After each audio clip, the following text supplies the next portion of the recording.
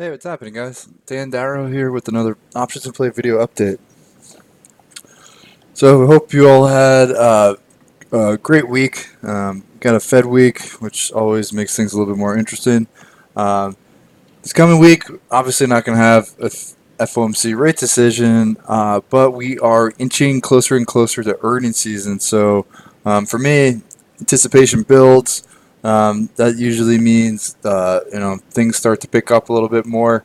In terms of schedule news, it's not going to be super busy, but there are a couple big names, and it's really only going to increase kind of steadily now through the beginning of October once we get that official kickoff. So back half of September, well, really like the last full week of September, and earnings season is so close I can smell it. So lots to look forward to. So Monday before the open, actually Monday before the open and Monday after the close, there's really no major name. That's been kind of the case recently. For whatever reason, just not a whole lot Monday. Tuesday before the open, AutoZone. They're looking for about 62 points for AutoZone. Honestly, quarter after quarter, it really seems to price in like these huge moves, and it really just doesn't come anywhere near moving that much. Um, it's right off its 52-week high, right? Thing looks super strong. Volume is really light on this thing. The options aren't really that heavily traded, so kind of tough from an options trading perspective. Both O'Reilly and Advanced Auto Parts, which are peers, had weak reports recently. So I would definitely be more cautious on AutoZone, especially after the run it's had, where it's trading on the chart. Either way, though, probably going to be an avoid for me just because options are expensive. Really doesn't have a great history of moving either. All right. Also, Tuesday morning, BlackBerry. So, haven't traded this one in a while. Pricing in about 75 cents this time around. Cut guidance last quarter, so that's here. It was hit pretty hard. Um, it hasn't been in play. It's made moves, but I just feel like it hasn't been in play, like quote unquote, in a long time. I mean, it doesn't really get a lot of attention. Um, I haven't traded in a while, but I guess what's maybe interesting about it is that 75 cents, what they're looking for, it's averaged closer to like almost like $1 the last two quarters. So options don't really seem too bad. It seems like they leave a little bit of room. Maybe if that's something you have a lot of conviction with, take a look at it because the option pricing isn't too bad compared to what it's moved just recently. CarMax. So here's another one Tuesday before the bell. 575 ish is what they're looking for. It had a nice 1 day move back in end of March, April when it reported, and I feel like last quarter just back to like the kind of same old CarMax where it just like numbers were okay, or this best were the number they actually raised guidance, but the move was only only kind of all right. I mean, really nothing special, and that's been just been kind of its mo for long stretches. Um, I will say that it has been holding in relatively well, especially when you look at it like on the longer term perspective. So it's been holding in pretty well. Um, it's not it's certainly not cheap from an option pricing perspective, and I would say that you might have to like be like directional on this, or somehow get the debit down just because at 575 that's a little bit more on the high end versus what it tends to move.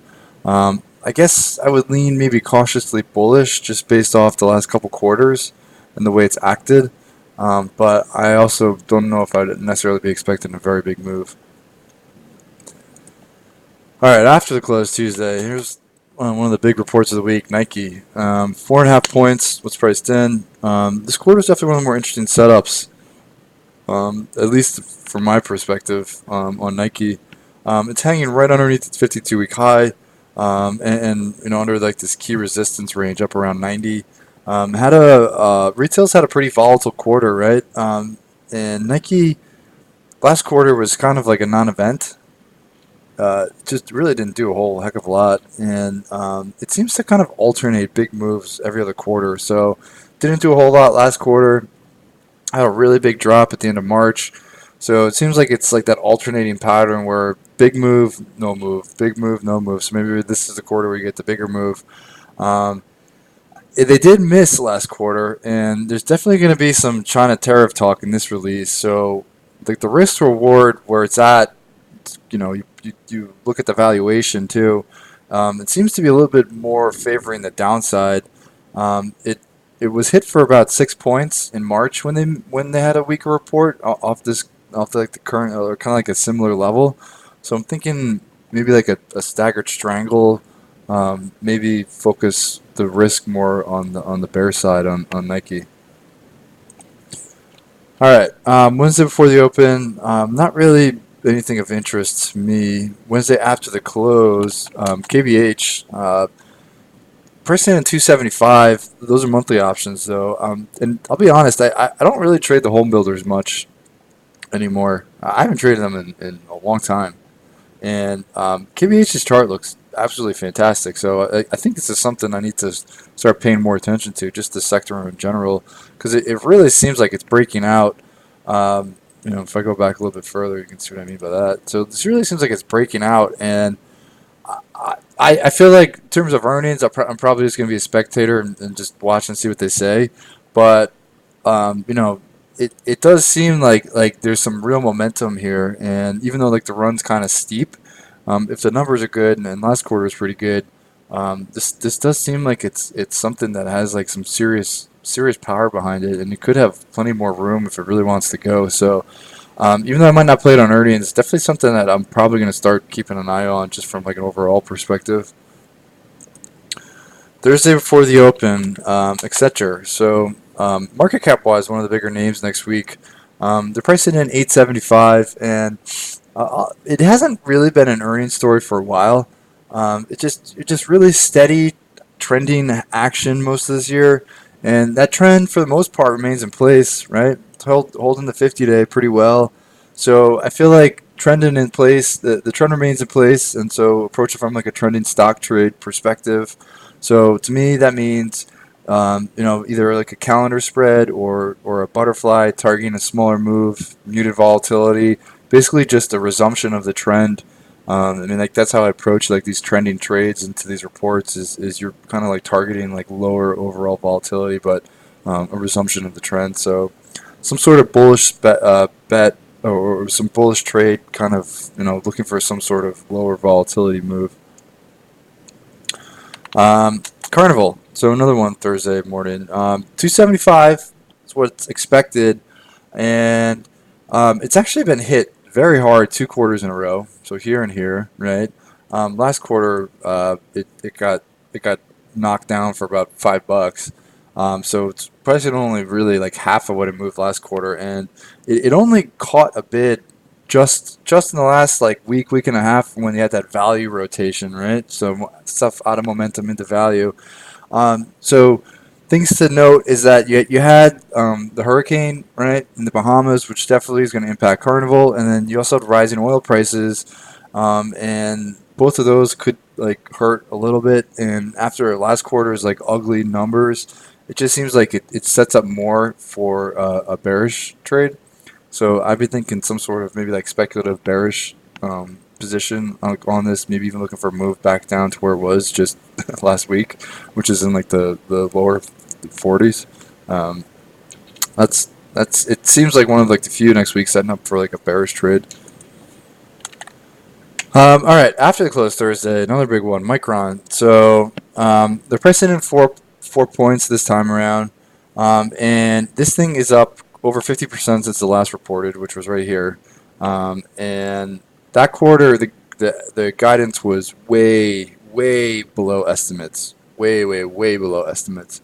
So it's had a huge run even though guidance was really ugly last quarter.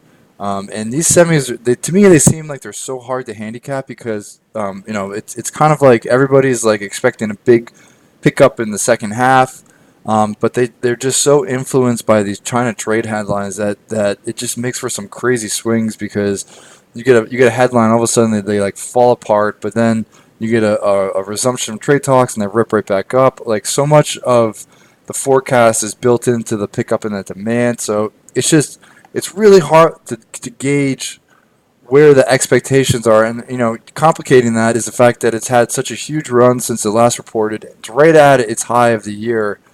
And I don't know. I just feel like it's hard to see a ton of upside from this level like last time. And what I might do, what I might look at is possibly a sympathy trade on Western Digital or Seagate, because those tend to move on the micron numbers. They tend to respond to the micron numbers, and options are usually lower price. So I'd say like maybe look at one of those two, Western Digital or STX, and I'd say like my bias probably to the downside, just based off of the run it's had from last quarter, the run it's had just over the last week, higher expectations, and I don't know. I mean, it seems like it's really tough to expect a ton of upside, just based off where it was like a month and a half, like 2 months ago. And then last but not least, Vail, so MTN. So priced in 20 points, but those are monthly options. I feel like this could be an interesting one. Been in a pretty tight range, right? Just over the last like month or so. Had a strong quarter in June, and then they had a pretty big acquisition actually in July, and that's probably going to boost numbers. So I feel like I lean maybe slightly more to the bull side on this. Still kind of like clawing its way back up from getting like run over at the beginning of the year. Um, at 20 points, the options are, they're not cheap, but they're also not too bad based off some of the moves it's had. So it has exceeded 20 points a few times over the last year. So, um, I feel like maybe bullish bias, but also might not be that bad of an idea to possibly look at like a staggered strangle, just because there have been a couple quarters, right, where guidance has been below street and the thing's really gotten hit pretty hard. So I feel like I lean a little bit more to the upside, but also might be worth it to pick up maybe like something like cheap out of the money on the downside just in case slip up and the thing gets hit, because we've seen some pretty nasty moves lower over the last year.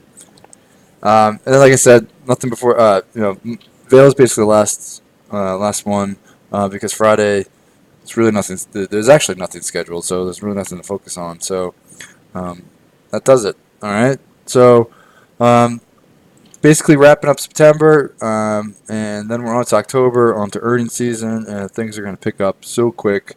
There's going to be so much going on in such a short period, and especially like I feel like the October November quarter is really creates some huge volatility to get that year-end positioning. So it's usually one of my favorite earnings seasons, just because you tend to get some really crazy moves. So I'm really looking forward to it.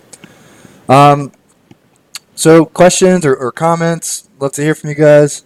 And if you like these videos, or if you just want more information on options in play, on what I do over there, please reach out or click the link in the bottom of this video. Definitely get more information, follow up for that. All right.